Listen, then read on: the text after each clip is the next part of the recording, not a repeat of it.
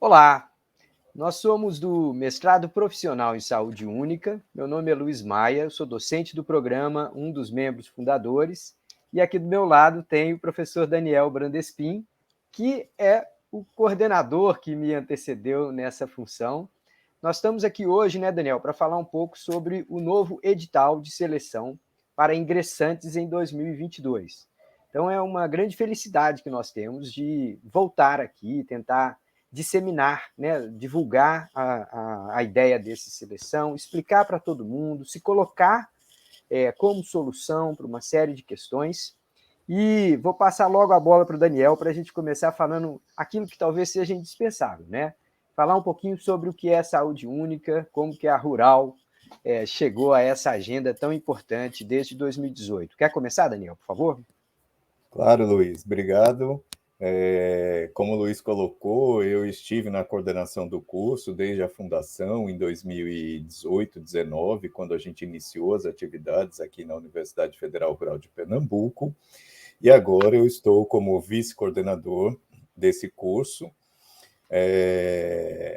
desde o ano passado, né? Então, a saúde única, na verdade, é uma nova forma de abordagem de saúde, considerando a saúde humana, a saúde animal, a saúde ambiental, a saúde das plantas. E nesta forma de abordagem, a gente percebe que existe uma demanda muito grande, né, Luiz, das prefeituras, das instituições que trabalham com agricultura, com meio ambiente, na tentativa de solucionar problemas de uma forma mais organizada, né? Então, o mestrado profissional em saúde única, ele foi criado justamente para suprir essa demanda do mercado profissional, né, considerando as características dos profissionais da área da saúde, da agropecuária, da área ambiental, dessas áreas afins que normalmente a sociedade tem exigido uma qualidade na prestação de serviços, resolução de problemas, né, considerando o desenvolvimento sustentável, vamos dizer assim, como um dos grandes objetivos aí do milênio, né? Então, desde 2019 iniciou a primeira turma, em 2020 nós tivemos a segunda turma, o ano passado, em 2021, mesmo com a pandemia, nós tivemos aí 2 processos seletivos, um no início do ano, outro no meio do ano. Então, nós já temos 4 turmas do mestrado em andamento e agora está aberto esse edital, né? Estamos abrindo hoje para a seleção da 5ª turma de ingressantes do mestrado profissional em saúde única. Deixa eu voltar um pouquinho, Daniel, só nessa questão de falar um pouco sobre saúde única e falar sobre o contexto em que ela está sendo usada, né? Cada vez mais, a gente percebe que as soluções de problemas complexos não dá para a gente fazer de uma forma dentro de uma caixinha, né? A gente precisa entender que as soluções vão vir de articulação de profissionais, de setores. Então, frequentemente, os desafios de saúde de uma prefeitura, do governo do estado, ou mesmo de instituições ligadas à agropecuária, à sanidade de alimentos, à produção alimentar, a questão de drogas, desenvolvimento de drogas, remédios, toda a área da saúde percebe que a gente não pode trabalhar esses problemas sistêmicos sem articular diferentes olhares, né? Então, a saúde única é, da mesma forma, um reconhecimento da complexidade do problema e tentar enfrentar de uma maneira apropriada, ou seja, Exato. trazendo diferentes profissionais de diferentes setores, e com isso a gente acaba atraindo um público muito eclético, né? A gente tem um programa que é formado por, pessoas como eu, que sou economista, mas vários de nós aqui no programa, os docentes e alguns discentes, são médicos veterinários, uma outra parte vem da área da enfermagem, uma parte vem até de empresas, de instituições, né, que estão ligadas à agropecuária. Então, a gente percebe que a solução precisa ser, de alguma forma, intersetorial, precisa envolver diferentes olhares, o que caracteriza, né, essa proposta, essa abordagem da saúde única. Uma abordagem integrada, né, Luiz? Então, não só com o olhar da saúde, não só com o olhar do ambiente ou da agropecuária, mas uma atuação intersetorial de forma integrada com um olhar único que é para a saúde, né? Eu acho que é isso mesmo. E quantas vezes a gente não Uma vê coisa, nos debates, nas conversas, a gente vê as pessoas falando assim: o grande desafio da promoção da saúde, ou da vigilância da saúde, da atenção primária, é a fragmentação. É que as políticas, às vezes, não conversam umas com as outras. Então, a gente vai para o território, a gente encontra problemas ambientais, a gente encontra problemas sociais, a gente encontra problemas das zoonoses, né, da saúde animal, mesclada com os problemas da saúde humana, né, com a degradação ambiental. Então, é preciso promover esse olhar, né, multidisciplinar, multissetorial, para encontrar soluções apropriadas. É isso? Exatamente. Esse é o nosso principal objetivo, né, Luiz? Pois é. Trazer esses problemas, trazer esses profissionais para dentro da universidade para que a gente possa executar projetos nas instituições direcionados a essa integração entre os setores, né? Entre os setores e entre todas essas variáveis e condicionantes da saúde, né? Seja ela humana, animal, ambiental, de uma forma integrada.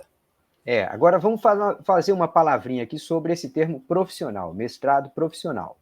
Tem muita gente que acha que sabe o que isso quer dizer, mas às vezes se confunde. Então vamos ser bem claros aqui. Existem mestrados, o nosso mestrado é um mestrado stricto sensu. Então você vai ganhar um título de mestre, né? Se você possivelmente no futuro quiser ser doutor, você já está na metade do caminho andado e tal. No entanto, a prioridade do nosso programa não é a geração de um artigo científico que vai ser publicado numa revista internacional. Essas coisas acontecem. A gente geralmente lida com assuntos tão interessantes e tão empolgantes que há um interesse também da ciência em saber como ciência aplicada. Mas o mestrado profissional vai trazer pessoas, primeiro, que já têm, obviamente, um curso de graduação em diferentes áreas, com diferentes históricos, jornadas anteriores, mas que estão inseridos num contexto organizacional, estão trabalhando, estão focados na solução de problemas ou na promoção de saúde dentro de uma organização. Então, a nossa agenda não é uma agenda individual. Se uma pessoa chega e fala, poxa, eu tenho muito interesse em estudar malária, eu acho que é uma doença negligenciada, é um problema ainda, ou tuberculose, eu sei que é um problema ainda de populações muito vulneráveis no Brasil, a gente convive com essa doença há tantos anos e não consegue superar completamente. Tá? Esse interesse pessoal, ele não é suficiente para trazer para o nosso programa. Essa pessoa tem que estar envolvida numa área, ele tem que estar trabalhando na prevenção, na atenção relacionada àquela tuberculose ou aquela outra doença negligenciada que seja. Mas, de alguma forma, a gente quer uma agenda, uma pauta de melhoria dos serviços, de aperfeiçoamento das intervenções, né? Tanto que a gente vai falar daqui a pouquinho sobre o tipo de projeto, né? Que é um projeto intervenção, uma pesquisa intervenção. Mas eu acho que daí, pode isso que falar. você coloca, Luiz, é importante porque foi exatamente daí que surgiu o mestrado profissional, porque a gente tinha esses profissionais no mestrado acadêmico que vinham com esses problemas da saúde, do ambiente, dos animais, e que muitas vezes era um projeto que seria executado ali na empresa, na prefeitura, por exemplo, para solucionar aquele problema, e não tinha um perfil acadêmico de fazer uma pesquisa, de testar alguma coisa, né, para escrever um artigo científico. Então, esse mestrado ele surge exatamente para esse tipo de profissional que já está no mercado e que traga essa demanda e que, na verdade, ele não vai produzir uma tese, ele não vai produzir uma dissertação, né? O produto desse mestrado é exatamente uma solução para aquele problema, seja na forma de uma capacitação, seja na forma da produção de um aplicativo, de um software,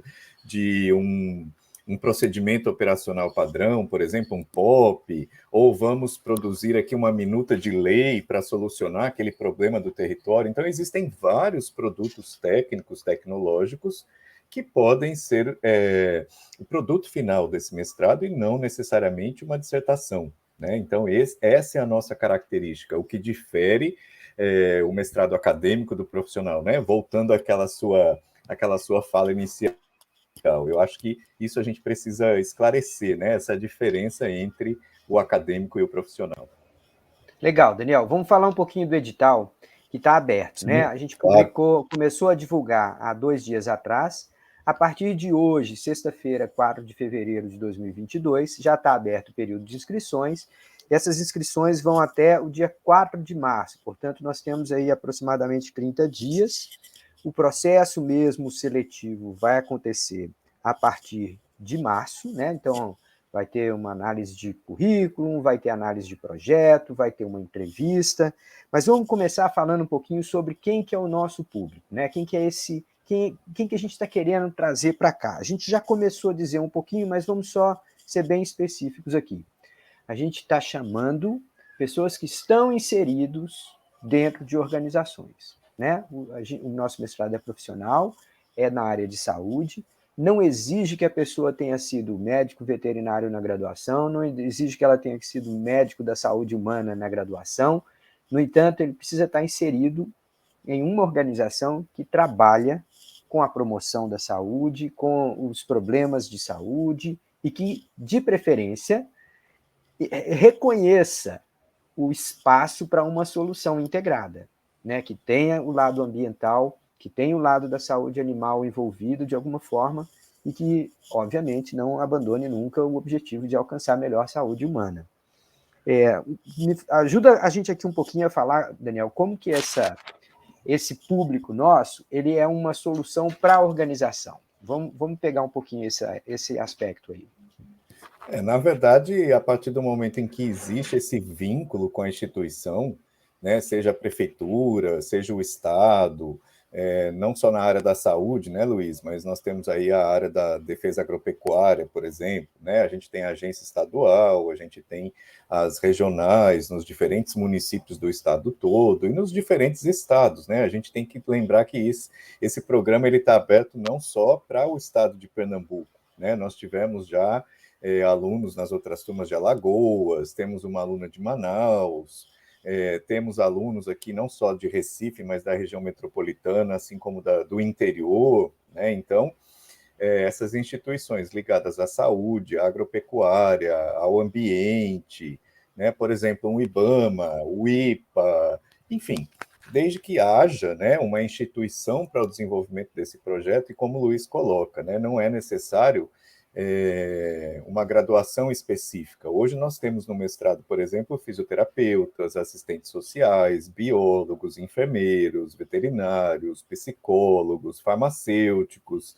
né? Então nós temos aí até administrador nós temos hoje no programa, concluindo o curso, vinculados a essas instituições. O mais importante, a gente deixar bem claro, né, Luiz, que é preciso que a gente tenha uma instituição que apoie, né, o seu funcionário e que a própria instituição traga essa demanda. Olha, a gente tem uma demanda, né, nós temos um problema que a ser resolvido e eu acredito que esse mestrado, não só a capacitação teórica, mas a orientação pelo corpo docente e a busca por soluções vai proporcionar uma possível solução para aquele problema, né? Então, na verdade, o mestrado ele vai auxiliar nessa resolução através do aluno que ingressar dentro da sua área de atuação, da sua empresa, do seu território, do seu local, como você colocou, né, Luiz? Justamente, isso vem na forma do projeto. Né? Então, quando a pessoa se inscreve, ela vai ter que apresentar lá os documentos, a identidade, comprovante de cumprimento das obrigações eleitorais, aquela coisa toda que uma universidade pública exige. Mas ela vai submeter um projeto. E nesse projeto ela vai falar, olha, o contexto que eu estou vivenciando é esse e esse. Eu consigo ver a saúde única ajudando dessa ou daquela forma. É claro que essa proposta de projeto ela vai ser, obviamente, analisada como proposta. E aqui dentro, uma vez que o candidato seja selecionado, classificado, a gente vai ajudar a melhorar aquela proposta. A gente vai trazer coisas novas, vai ajudar a melhorar as ferramentas usadas, tentar pensar em soluções adicionais, tentar fazer soluções que sejam econômicas, né, que convirjam, né, para a realidade financeira do município que está vivenciando, está tentando solucionar aquele problema. Mas então, via projeto, esse discente, ele vai falar um pouco da organização e dos desafios que ele está enfrentando. e de que maneira que aquilo se relaciona com saúde única. Que aí a gente vai, muitas vezes, observar, e quem está lá na banca fazendo a seleção, o olho nosso vai brilhar pensando assim, poxa, aqui a gente pode trazer uma solução nova, aqui a gente pode fazer uma coisa que não está sendo feita, aqui a gente pode fazer uma grande diferença nesse contexto. Mas, mais uma vez, não é uma agenda pessoal, é uma agenda que precisa convergir com o interesse da gestão daquele órgão, daquela organização. Se não houver esse patrocínio, esse apoio, isso acaba sendo apenas um método que o servidor ou o profissional tem de ganhar mais qualificação. Nada contra, é interessante que as pessoas tenham melhor qualificação, mas a nossa proposta não para aí. A gente não quer apenas ensinar ferramentas, a gente quer aplicar nas soluções atuais para resolver os desafios, ajudar a resolver os desafios daquela organização. Isso que você coloca, Luiz, é muito interessante porque vai de encontro ao próprio edital, né? A instituição ela precisa apresentar o candidato, ela precisa apoiar o candidato, né? E assim, a partir desse apoio, a instituição também ela pode auxiliar na formulação desse projeto, né? E quando a gente fala projeto, parece que é um bicho de 7 cabeças, né, Luiz? Mas não é. O projeto a gente quer observar ali qual é o problema que a instituição tem, qual é o objetivo, né, o porquê que a pessoa quer desenvolver aquele projeto ali, por que ela quer buscar aquela solução, qual é o objetivo principal, como, né, que ela pretende chegar e alcançar aquele objetivo, que é a metodologia, e o resultado que ela espera.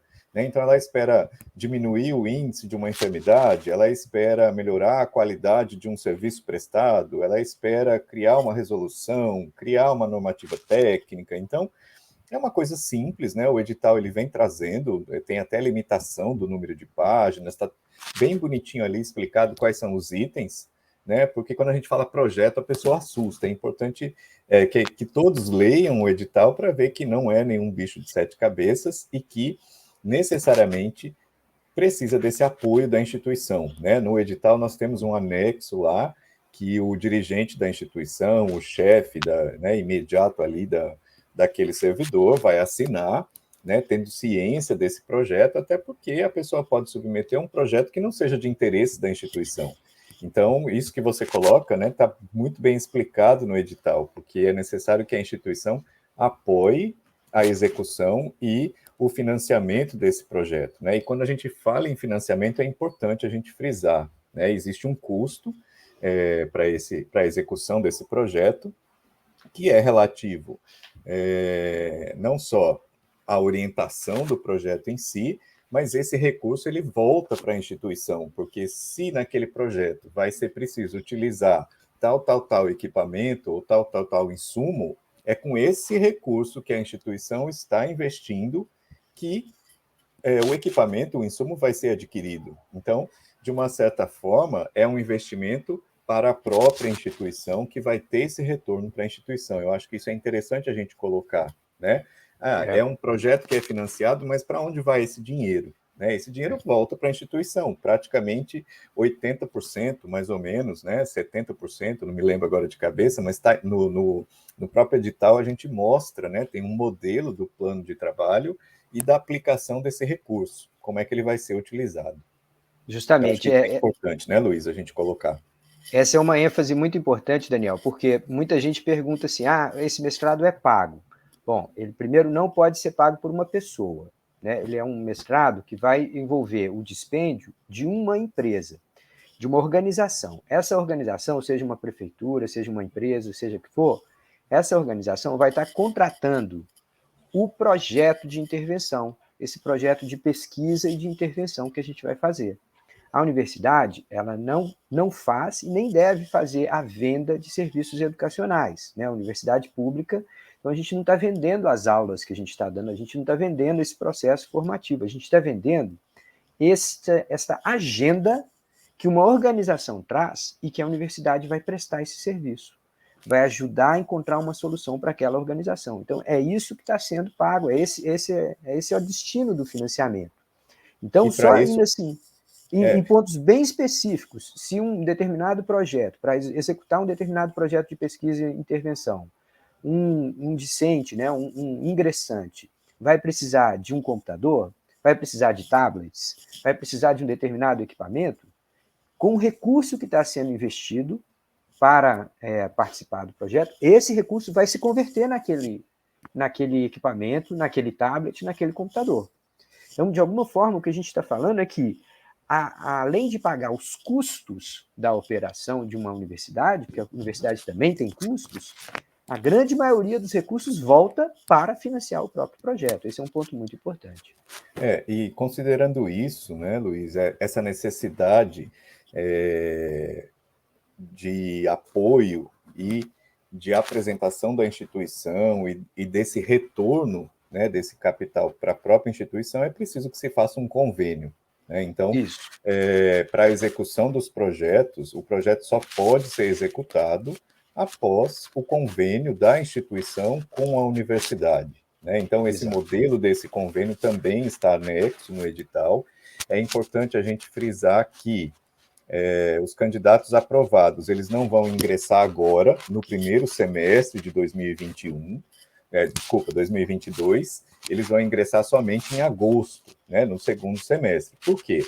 Após o processo seletivo que acontece em março, nós temos um período de abril até junho, julho, justamente para firmar esse convênio. Então, vamos ver os projetos, vamos ajustar os projetos, vamos preencher esses planos de trabalho.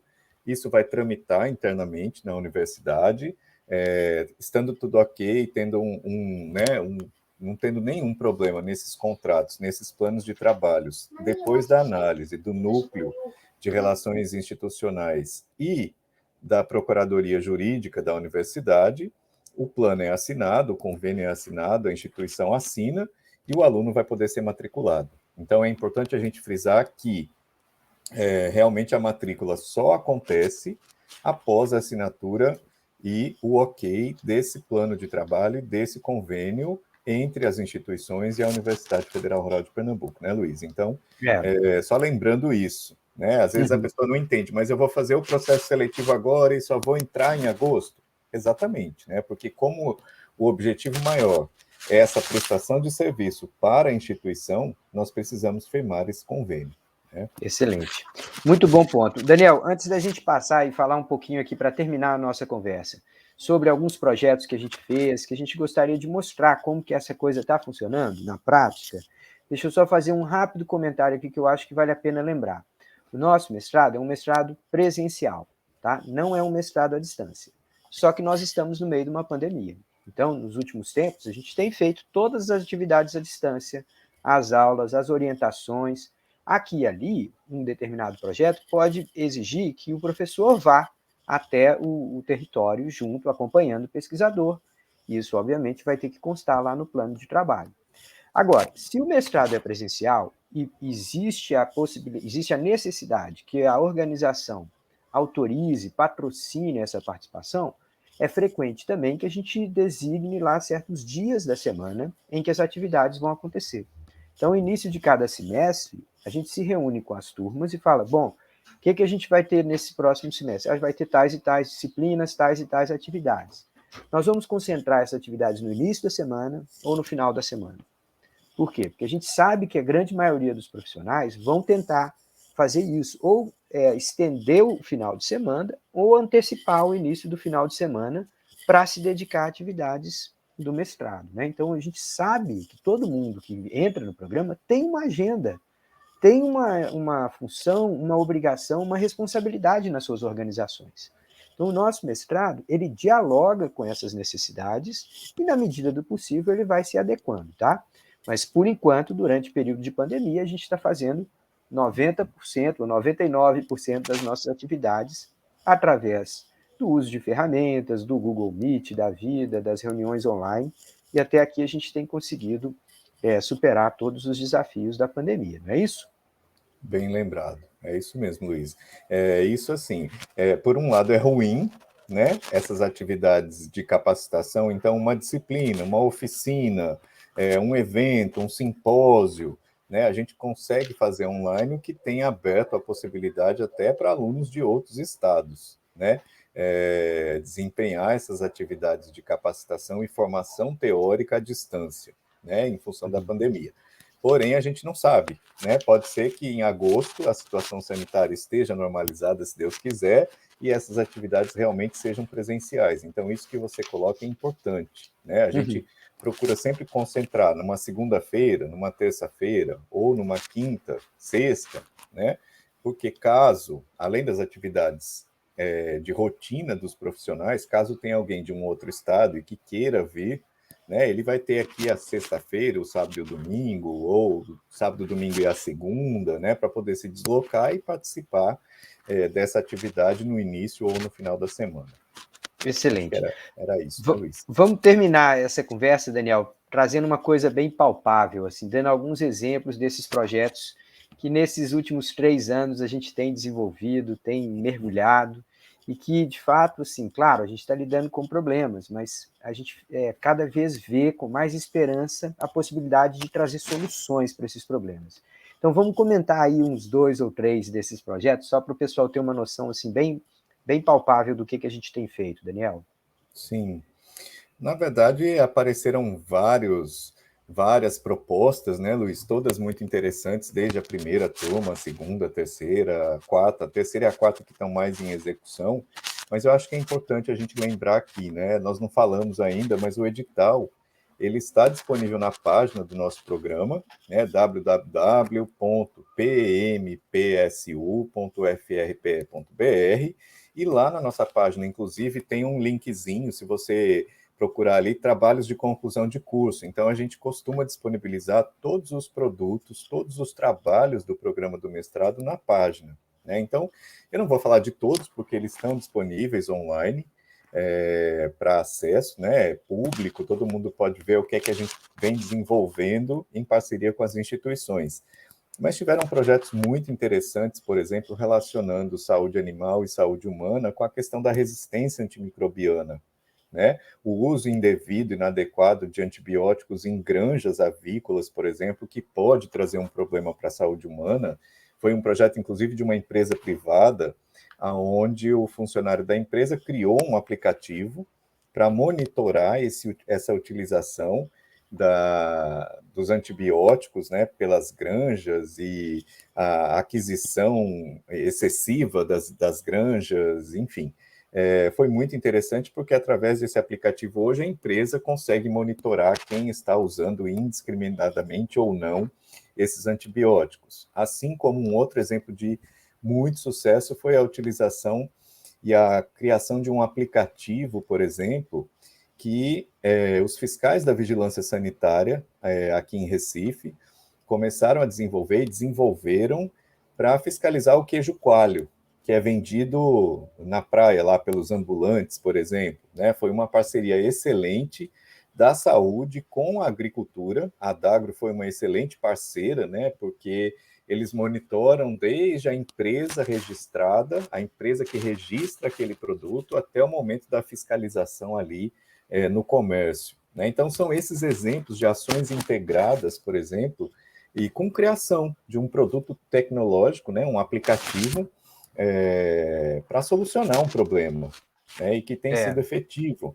Outro problema que a gente buscou solução também, chegou uma profissional de saúde dizendo que o problema ali era que as notificações de hanseníase, por exemplo, estavam muito baixas e que tinham casos no território, e que tinham unidades de saúde que não notificavam, e ela desenvolveu toda uma estratégia, criou um indicador para determinar o que era uma unidade silenciosa, promoveu várias capacitações, conseguiu elevar esses indicadores de notificação, conseguiu tirar essas unidades silenciosas desse quadro. Então, isso é um benefício para a população, para a saúde, não só em termos de questão de segurança alimentar, como segurança no sentido de prevenção e promoção à saúde, né? Então, e aí tiveram vários outros projetos aí, como, por exemplo, aquele projeto que foi realizado por uma assistente social, né, com equipes de consultório na rua, né,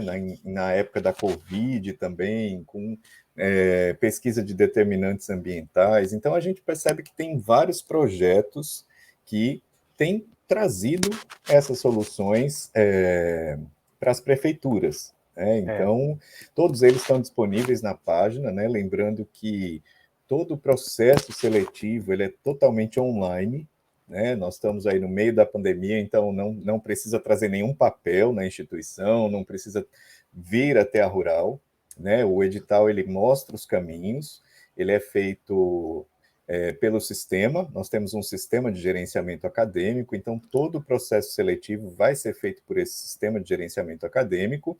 As pessoas vão colocar lá os dados pessoais, vão inserir o projeto, vão inserir o documento da prefeitura, vão inserir os seus certificados, né, do seu currículo, já que a seleção é feita em 2 etapas, né, o projeto, a entrevista e a análise do currículo, né, são 3 etapas, na verdade, e tudo isso está disponível na nossa página. Vale a pena lembrar as dúvidas estão ali, né, no nosso edital, e por esse sistema de gerenciamento acadêmico. Lembrando que, para inscrição no sistema, né, Luiz, é preciso ter pago a taxa, porque o comprovante da taxa de inscrição, ele precisa estar anexo também, e tem que anexar os documentos da instituição. Então, uma sugestão é que os interessados comecem a trabalhar os projetos primeiro e preencher os documentos necessários para a submissão no sistema e depois façam a submissão, porque se ele chegar ali, ele vai ver, está faltando isso, aí ele vai ter que parar. Então é bom conhecer o sistema, fazer uma pré-inscrição e deixar para submeter quando tiver tudo prontinho, aí vai lá só e insere os documentos rapidinho, faz a inscrição. Legal. 2 últimos comentários aqui, Daniel, da minha parte. Primeiro é que, como eu acho que todo mundo que está assistindo esse vídeo percebeu, a nossa pauta, a nossa agenda é muito ampla, né? A gente vai falar sobre saúde ambiental, vai falar sobre qualidade da água, do alimento, vai falar de doenças negligenciadas, vai falar de populações vulneráveis. Então, a gente tem um interesse em resolver problemas dos mais diversos, sempre com essa abordagem integrada, com a ideia de fazer coisas novas, fazer uma política mais eficaz, mais efetiva no enfrentamento desses problemas. E o segundo ponto é o seguinte, uma coisa que nós pusemos nesse processo de seleção é assim, qualquer pessoa que tiver qualquer dúvida, tem um e-mail da coordenação, é coordenacal.pmpsu@ufrpe.br, esse endereço está lá no edital, está no nosso site, mas qualquer pessoa que fizer perguntas para nós, a gente vai obscurecer o nome de quem fez a pergunta e responder publicamente. Então, qualquer dúvida que uma pessoa tiver, vai ser respondida através do nosso site para todos os candidatos. Tá? Então, a ideia é que a gente seja o mais transparente possível e que ofereça o melhor conjunto de informação para todo mundo concorrer em pé de igualdade. Acho que esse é o meu último destaque. Você tem mais algum destaque a fazer, Daniel? Tenho. Convidar todos, né, que conheçam o nosso programa, que visitem a nossa página. A gente está à disposição. Eu acredito que o professor Luiz Maia, como coordenador, eu como vice-coordenador, a gente está todos os dias atento ao e-mail, podemos responder as dúvidas. Caso alguém, né, esteja aqui em Recife, na região metropolitana, ou até mesmo distante, que queira uma visita nossa, a gente pode visitar a instituição, pode visitar, conversar aí com o dirigente da instituição, apresentar o nosso programa pessoalmente. É só a gente marcar isso na agenda, né, Luiz? Nós estamos aí à disposição para fazer essa visita e contribuir, né? Eu acho que o nosso papel enquanto universidade aqui é trazer essas soluções, é fazer esse trabalho de formação, de extensão, de pesquisa no campo da saúde, seja ela única, da forma como a gente vem tratando essa abordagem, né? Integrando a saúde animal, humana, ambiental. Excelente, Daniel. Vamos agradecer a todos que nos acompanharam aqui e ficar com essa esperança de que logo, logo nós estejamos recebendo essas propostas de projeto e vamos tentar contribuir para cada vez melhores soluções para a saúde do nosso estado e do nosso país. Muito obrigado a todos. Muito um abraço obrigado. E até já. Um abraço. Tchau.